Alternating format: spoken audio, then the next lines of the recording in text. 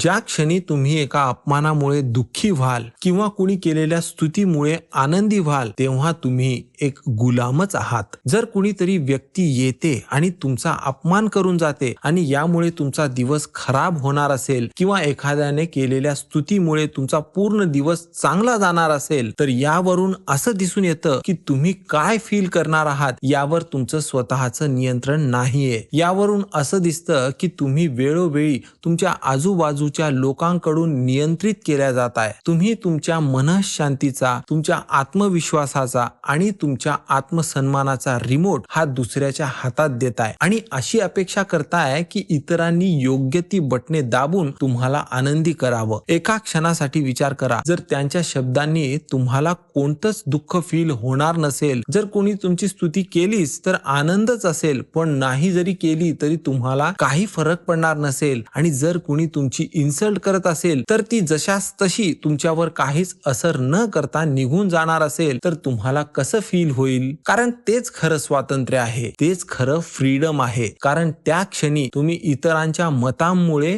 तुमच्या मतांना बदलायचं नाही असं ठरवलेलं असेल.